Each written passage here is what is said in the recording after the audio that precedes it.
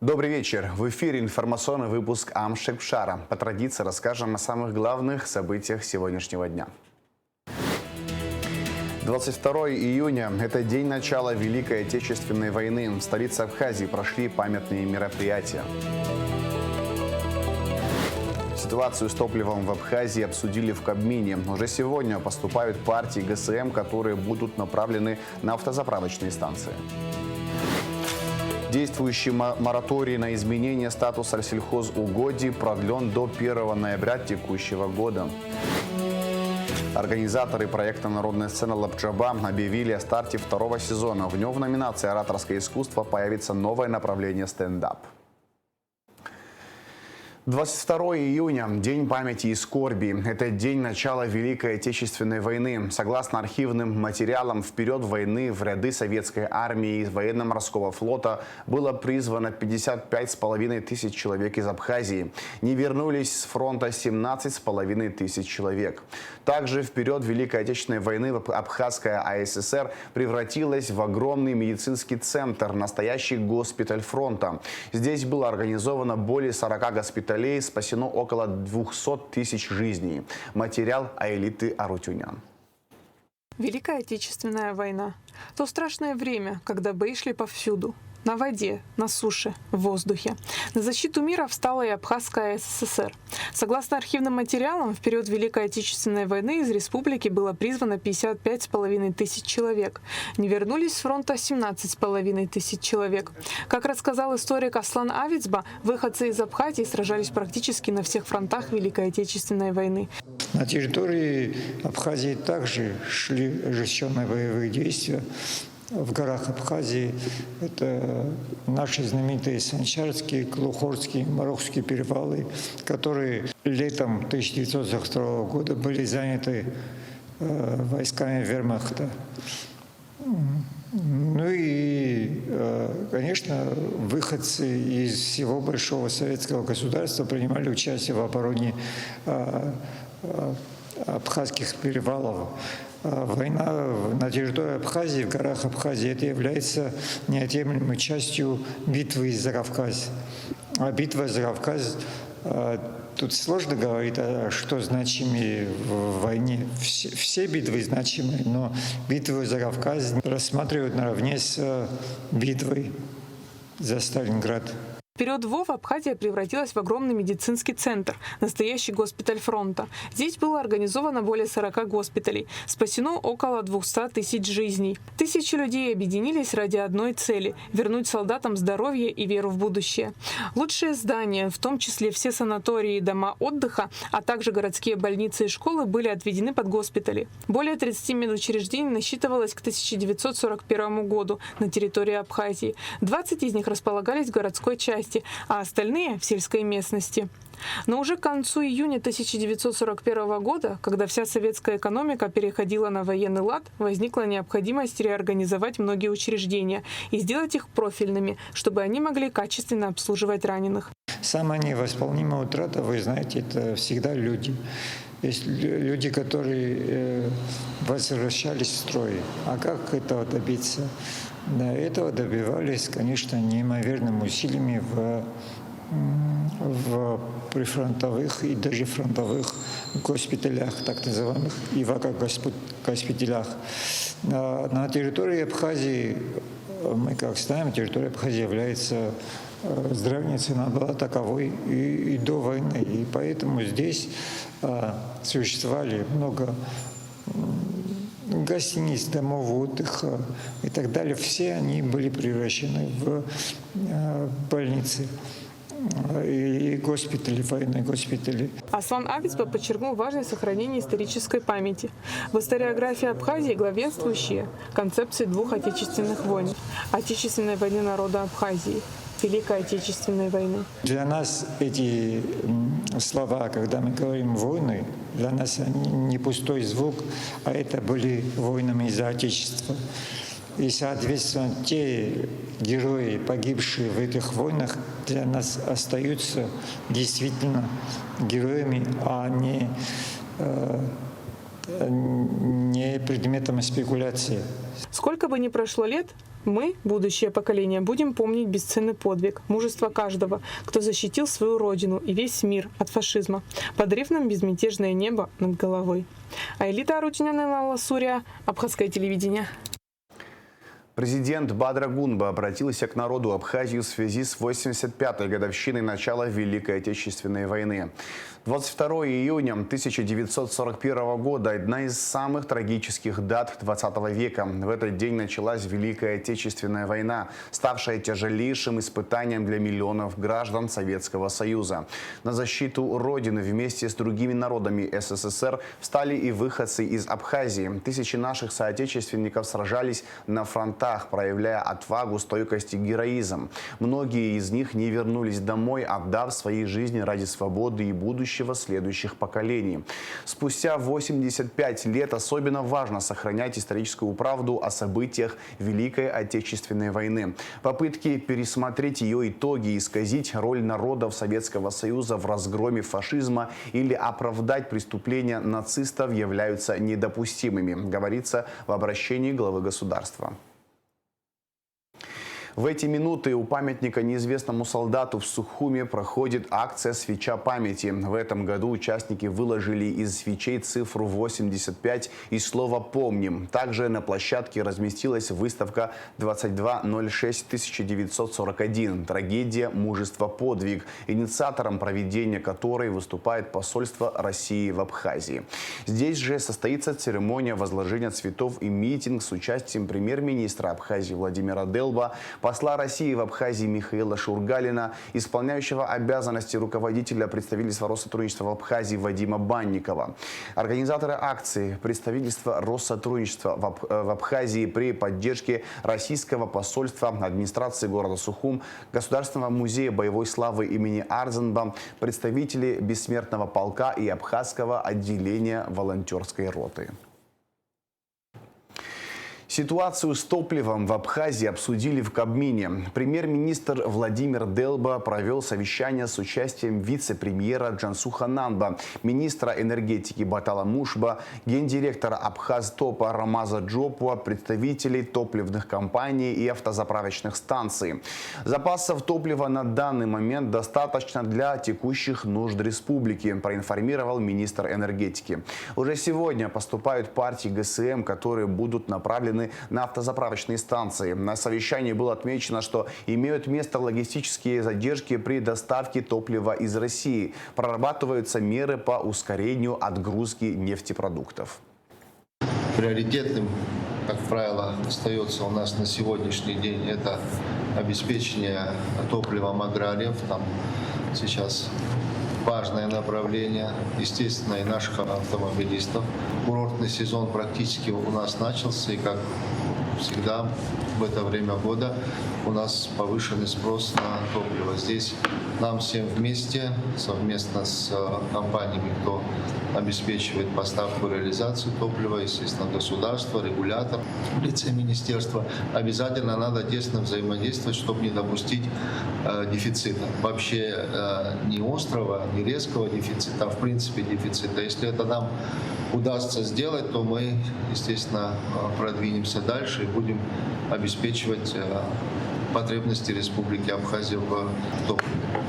По обеспеченности запасов в Республике Абхазия действительно имеется достаточный запас по всем видам нефтепродуктов. Он, конечно, сформирован в первую очередь у двух основных наших участников топливного рынка. Вчера и позавчера в республику зашли объемы нефтепродуктов.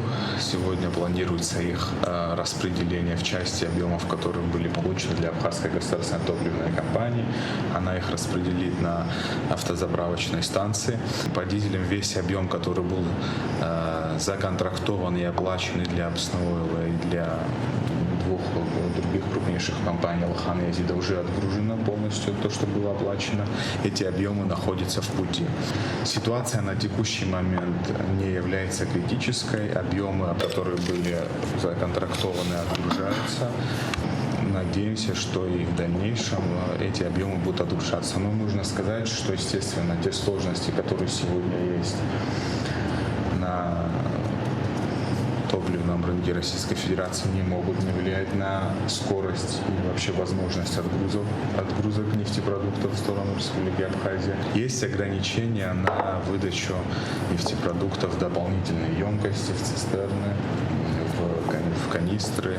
И это представляет определенную сложность в связи с текущими нашими работами в сельском хозяйстве и со строительными работами. Особого внимания заслуживает период, значит, сельскохозяйственных работ. Есть информация, что ввиду ограничений по разливу, по отпуску топлива в отдельные тары возникают проблемы. Наверное, мы будем обращаться к крупнейшим поставщикам топлива, чтобы они пошли навстречу, определим, да, в каких условиях, но, на мой взгляд, абсолютно нецелесообразно гнать сельскохозяйственную технику с полей для того, чтобы на заправке не могли заправиться. Во-первых, это практически в 2 раза увеличивает объем потребляемого топлива. Во-вторых, это потеря времени, фактор внешний, мы это тоже понимаем прекрасно, но наша задача в первую очередь обладать актуальной текущей информацией и прогнозировать для себя, значит, наши дальнейшие действия. Потому что, как сказал Владимир Валерьевич, курортный сезон начался, и мы должны сделать все возможное, чтобы ни наши жители, ни туристы, гости, которые посещают Абхазию, не почувствовали каких-либо проблем с возможностью приобретения того или иного вида. Люди, на мой взгляд, совершенно справедливо наше внимание обращают на то, что это невозможно сельхозтехнику, значит, привозить на автозаправочные станции и там заправлять. Поэтому попробуем сейчас этот механизм выработать, чтобы эти вопросы снять с повестки, чтобы спокойно шла работа в текущем режиме. Силы противовоздушной обороны успешно отразили попытку атаки беспилотных летательных аппаратов в приграничной зоне, сообщает пресс-служба Минобороны.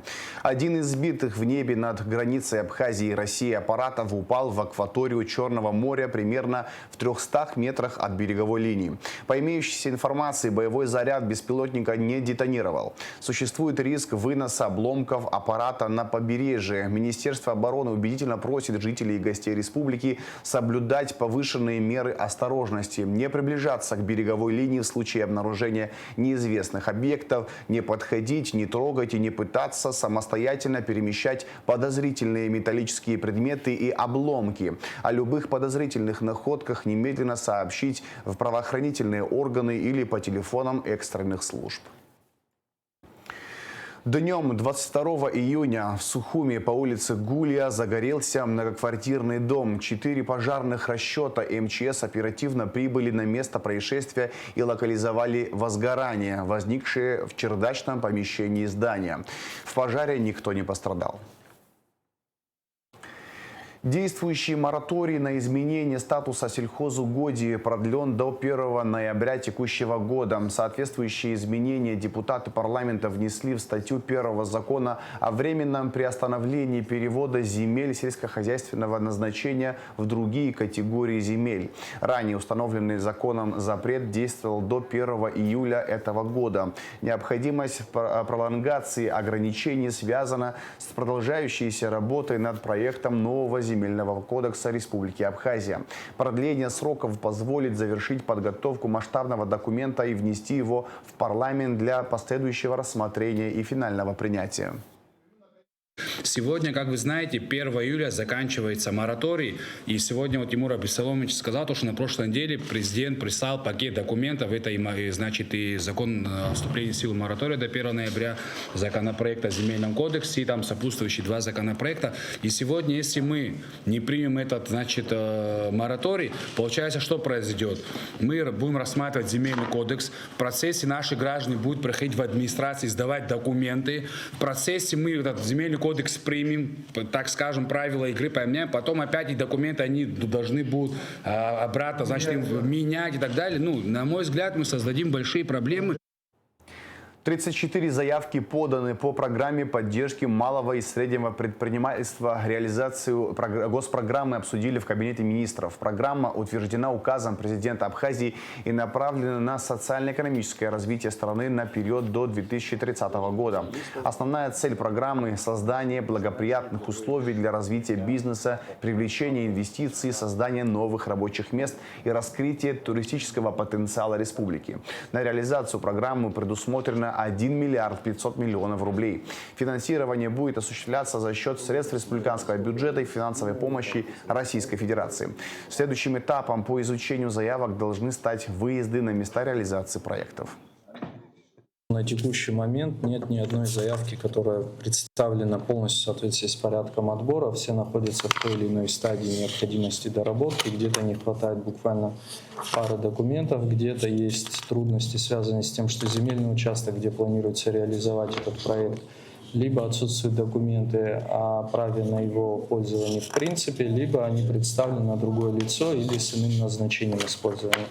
Среди них также встречаются случаи, когда земельный участок выделен полностью, причем именно на то же самое лицо, которое является заявителем в рамках программы, но выделен с единственным разрешенным вариантом использования как земли сельхозназначения. Как вы знаете, на текущий момент в срок до 1 июля действует запрет на перевод земель из категории сельское назначение в любые другие категории.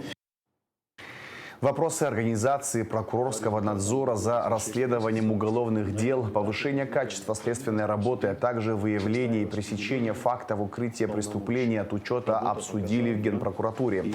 Генпрокурор Абхазии Адгур Агарба провел совещание с прокурорами районов города Сухум, специализированными прокурорами и их заместителями. Особое внимание было уделено соблюдению сроков рассмотрения обращений граждан. По итогам совещания прокурорам поручено усилить контроль за деятельностью следственных органов на местах и принять дополнительные меры для повышения качества расследования уголовных дел. Проводили с вами беседы. Среди величественных гор и живописных водопадов город Хуарчал с каждым днем преображается, привлекая все больше путешественников. Сюда, в восточную часть Абхазии, люди едут за необыкновенными пейзажами, чистейшим горным воздухом и тишиной. Время доказывает, что туристический потенциал города огромен, и местные жители делают все, чтобы раскрыть его в полной мере. Только за начало лета этот удивительный город посетили уже сотни гостей. Наша съемочная группа тоже отправилась туда, чтобы узнать все из первых уст. Я хочу сказать одним словом. Райский уголок. И не зря. Говорят же, у вас легенда есть, что Бог подарил вам кусочек рая. И это так. И в этот рай хочется вернуться. И вот мы ехали, и у меня подружка говорит: ой, оставьте меня, пожалуйста, здесь. Вот так бы и я сказала. Очень хорошие люди, хорошая природа. Полную версию репортажа о туристическом Кварчале смотрите в нашей программе 23 июня. Организаторы проекта «Народная сцена Лабджаба» объявили о старте второго сезона. В нем в номинации «Ораторское искусство» появится новое направление – стендап. Один из организаторов, Тимур Таня, уверен, что стендап привлечет молодых людей с чувством юмора. Мастер-классы для участников проведут стендап-комики из Москвы. Прием заявок продлится до 7 июля, а кастинги начнутся 8 июля в филармонии. Конкурс продлится 2,5 месяца и завершится финальным гала-концертом 5 сентября. Таня отметил, что первый этап проекта открыл новые имена. Победители первого сезона среди вокалистов получат возможность представлять Абхазию на российском телевидении. Проект поддержан Российским президентским фондом культурных инициатив и продюсерским центром «Интеграция», президентом Бадрой Гунба, а также Минкультом Республики Абхазия. Все молодые люди, у кого есть чувство юмора, у кого есть рассказать прикольную какую-нибудь историю, приглашаются также в категорию стендап для того, чтобы принять участие. Не переживайте, не волнуйтесь, у нас будут обучающие курсы впоследствии. Естественно, на кастинг вам надо будет подготовить свое выступление сольное. Вот, мы поймем, где есть потенциал, этих участников мы примем, и впоследствии на протяжении 5 концертов будут приезжать из России наши друзья, которые будут давать мастер-классы, обучающие курсы, благодаря которым нашим участникам будет намного комфортнее писать свои стендапы. Вот. По остальным категориям у нас все то же самое. Поэзия и стендап будут оцениваться одновременно на одной сцене,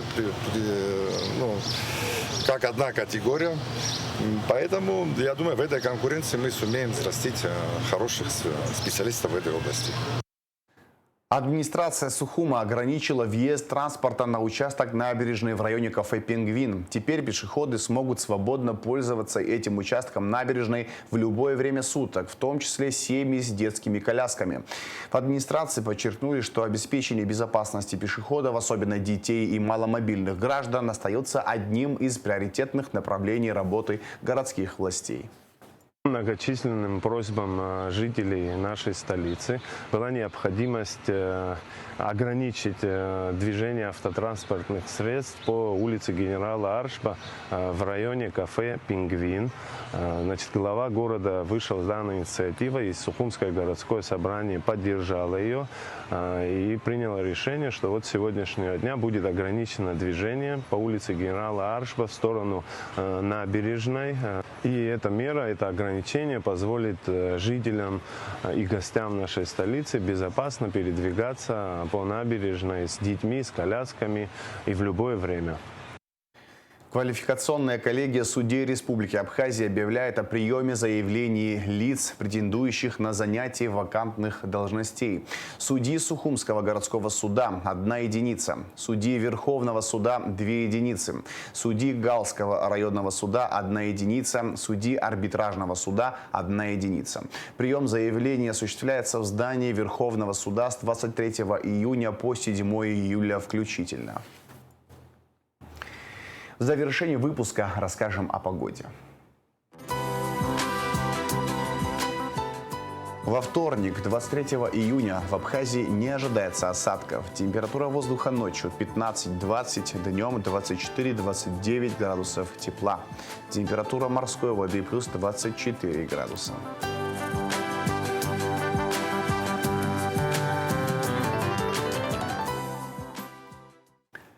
На этом информационный выпуск Амшевшара подошел к концу. Всего хорошего, до новых встреч.